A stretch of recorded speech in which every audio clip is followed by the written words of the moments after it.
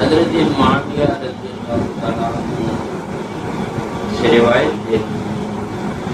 کہ آپ علیہ السلام نے ارشاد فرمایا الا ان من قبلکم من اہل الکتاب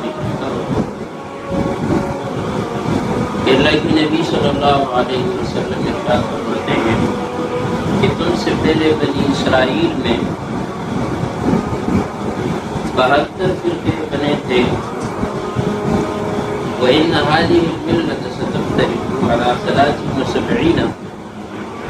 اور میری جو امت ہے یہ 73 فرقوں پر تقسیم ہے، اس میں سے وَإِنَّ 76 فِي النَّارِ کہ جس میں سے 72 فرقے وہ تو آگ میں جائیں گے، واحد جنہ وہی الجنہ، اور ایک فرقہ جو ہے وہ جنت میں جائے گی جو کہ جس کو فرقہ ناجیہ کہا جاتا ہے۔ یہ روایت ابو داؤد کے اندر موجود ہے اور ابو داؤد کتاب السنہ کے اندر امام ابو داؤد رحمہ اللہ نے اس روایت کو ذکر کیا ہے، اور اسی طرح اس کے ساتھ ایک اور روایت بھی وہاں موجود ہے۔ امام ترمذی رحمہ اللہ نے بھی اس مضمون کے حوالے سے ایک روایت نقل کی، وہاں بھی یہی مضمون ہے کہ آپ علیہ السلام نے فرمایا کہ بنی اسرائیل کے 72 فرقے یا یہود کے 72 فرقے بنے تھے، نصارہ کے 72 فرقے بنے تھے، اور میری امت کے 73 فرقے بنیں گے، جس میں سے ایک فرقہ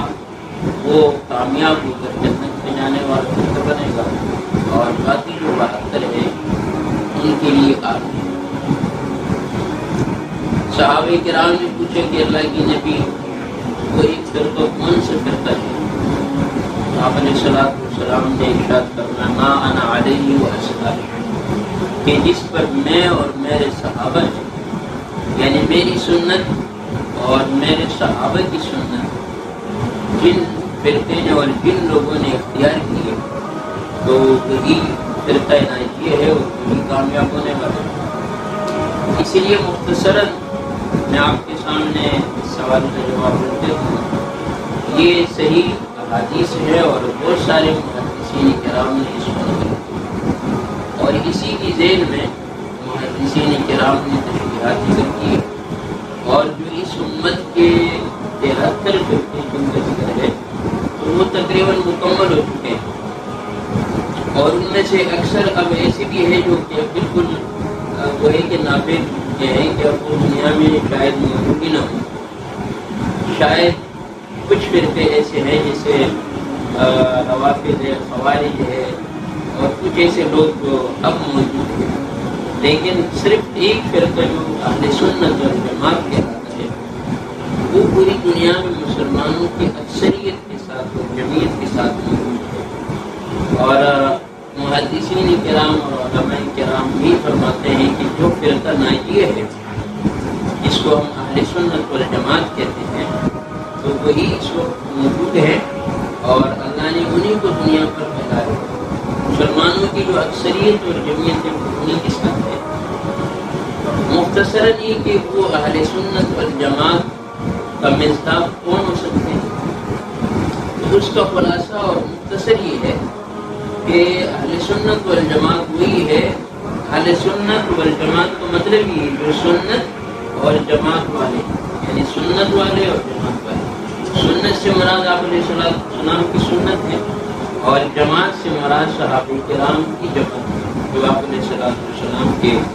صحابہ اور جو اس امت کے لیے مدار ایمان ہیں، ان کی سنت پر جو بھی قائم ہے وہ سب اہل سنت والجماعت ہے۔ اس میں آپ سمجھ سکتے ہیں کہ جیسے ہمارے ہاں مسالک ہے، حنفی مسلک ہے، شافعی مسلک ہے، مالکی مسلک کے لوگ ہیں، حنبلی مسلک کے لوگ ہیں، تو یہ سب اہل سنت والجماعت، اس لیے کہ یہ سب قرآن اور حدیث سے استدلال کرتے ہیں اور صحابہ کرام کو مدار ایمان مانتے ہیں۔ اسی طرح ہمارے زمانے میں جیسے دیوبندی ہے، بریلوی حضرات ہیں، اہل حدیث ہے، تو یہ سب اہل سنت والجماعت کے اس گروہ میں شامل ہیں، اگرچہ ان کے آپس میں اختلافات موجود ہیں اور وہ اختلافات تو حنفی، شافعی، مالکی، حنبلی ان حضرات میں بھی موجود ہیں، لیکن یہ فروعی اختلافات کہلائے جاتے ہیں۔ فروعی مسائل کے اندر مثلا نماز کے اندر رفع الیدین ہے یا نہیں ہے، اسی طرح آمین کو ہم نے جہرن پڑھنا ہے یا سرن پڑھنا ہے، تو یہ فروعی اختلافات تو موجود ہے، لیکن اس سے امت میں تفرقہ نہیں کہلایا جا سکتا۔ یہ سب اہل سنت والجماعت ہیں،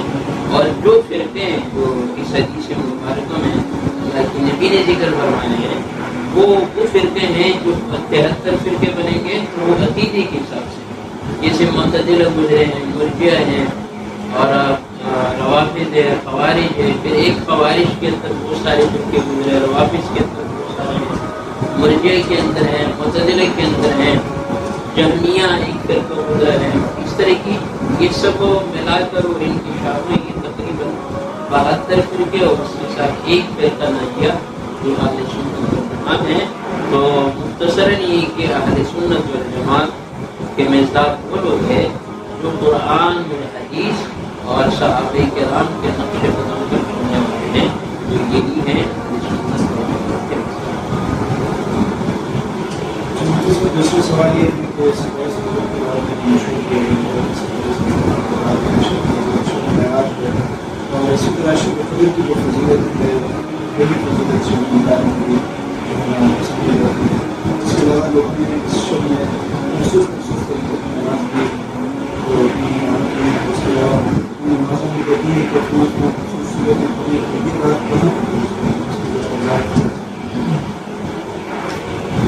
دیکھیے یہ شب معراج کا تعلق جہاں تک ہے، ایک تو نفس معراج ہے، وہ جو قرآن اور حدیث سے ثابت ہے، اور جیسے کہ 15 پارے میں سبحان الذی اسریٰ بعبدہ لیلا من المسجد الحرام الی المسجد الاقصیٰ، یہاں سے اسراء اور معراج کا ثبوت ہے۔ اسراء کا مطلب یہ کہ مسجد حرام سے مسجد اقصیٰ تک جو سفر ہے اس کو اسراء کہتے ہیں،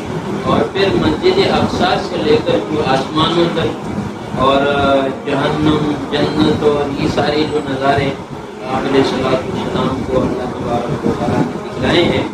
تو یہ معراج کہلاتا ہے، اور اس پر تو پوری امت کا اتفاق ہے کہ یہ آپ علیہ السلام کا ایک بہت بڑا معجزہ ہے، جو قیامت تک اہل سنت والجماعت اس کو ماننے والے ہیں، اور یہ ایک مسلم عقیدہ ہے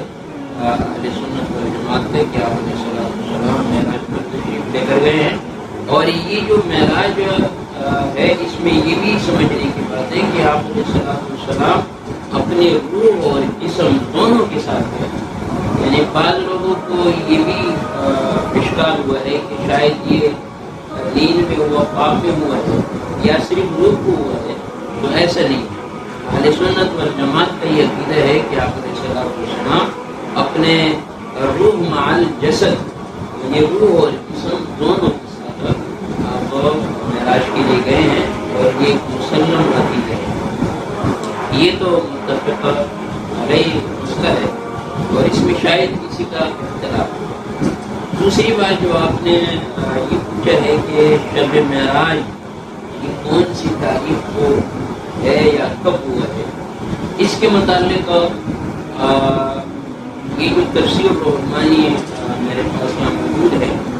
اور اسی آیت کے تحت سبحان الذی اسریٰ بعبدہ علامہ آلوسی رحمہ اللہ نے یہی پر اس کی تشریح کی ہے، اور فرمایا امام نووی رحمہ اللہ کے حوالے سے انہوں نے نقل فرمایا ہے کہ معراج کا جو واقعہ ہوا ہے، امام نووی رحمہ اللہ یہ فرماتے ہیں کہ وہ آپ علیہ السلام کو نبوت کے ملنے کے 10 سال بعد پیش ہوئے۔ ایک روایت یہ کہ 5 سال بعد پیش آیا، ایک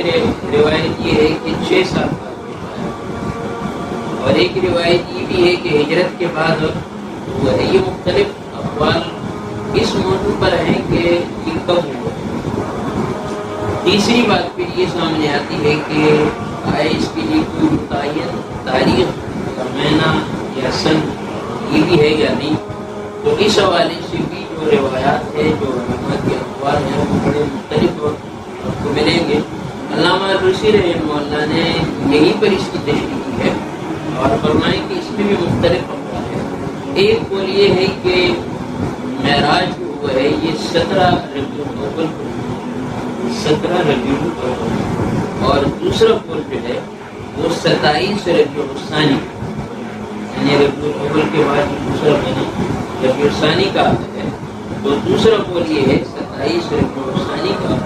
یہ قول اختیار کیا ہے۔ 27 رجب کا قول شاید ہی کسی نے اختیار کیا ہو، جہاں تک میرا علم ہے اور جہاں تک میں سمجھتا ہوں تو یہ مختلف اقوال ہے، لیکن اس میں کوئی متعین تاریخ کوئی نہیں بتا سکتا، اور آج تک امت نے اس کو متعین کیے بھی نہیں ہے۔ کسی بھی صحابہ یا تابعین یا تابعین یا ائمہ مجتہدین اور اسی طرح مفسرین، محدثین، فقہاء کرام، جتنے بھی اکابرین دین، بزرگان دین گزرے ہیں، تو انہوں نے معراج کے شب کو متعین کر کے بیان نہیں کیے، اور یہ مختلف اقوال ہے۔ تو اس لیے یہ قطعاً نہیں کہا جا سکتا کہ یہ 27 رجب کی رات یہ معراج کی رات ہے، اس کو ہم قطعاً متعین نہیں کر سکتے۔ اور یہ ایک ایسا مسئلہ ہے کہ جس کے متعلق نہ تو قرآن نے کوئی تاریخ متعین کی، نہ احادیث مبارکہ میں ہے، نہ صحابہ کرام سے ایسی کوئی بات نہیں، تابعین سے، بلکہ آج تک اس کی کوئی تعین نہیں۔ 27 رجب کو اس کو خاص کرنا، یہ شاید مسلمانوں کے کچھ لوگ ہیں جو انہوں نے اس کو اس طرح متعین کیے ہیں، لیکن اس پر کوئی شرعی دلیل موجود نہیں ہے۔ اور اس کے علاوہ ایک بات یہ بھی سمجھنے کی ہے کہ 27 رجب کو شب معراج منانا یہ تو ثابت ہی نہیں ہے،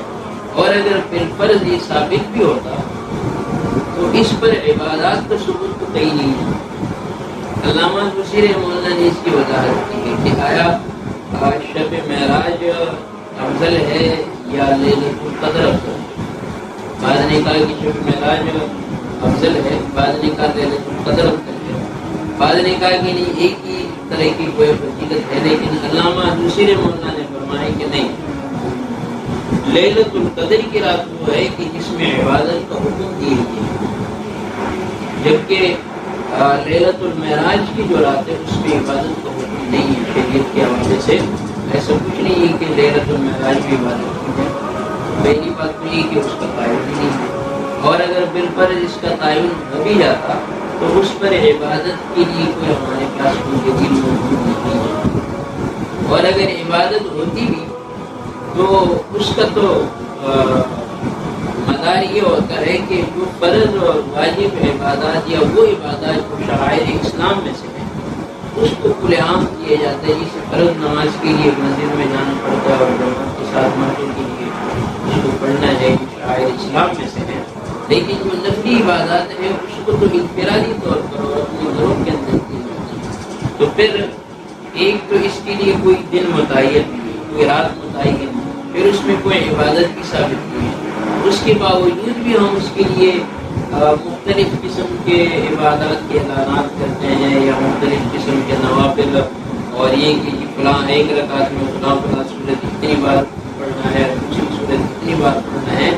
یہ سب لوگوں کی ایجاد کرتا ہے، جس کو ہم منگڑت یا بدعت کہہ سکتے ہیں۔ اس سے ظاہر اور اللہ تبارک و تعالیٰ سے دعا بھی ہے کہ اللہ مسلمانوں کو صحیح سمجھ عطا فرمائے۔ بہت شکریہ آپ کو شکریہ ادا کرنے کے ساتھ ساتھ اپنے والد کے سامنے کو شکریہ ادا کرنے کے لیے ملتے ہیں انشاءاللہ کے پروگرام میں بہت سارے سوالات کے جوابات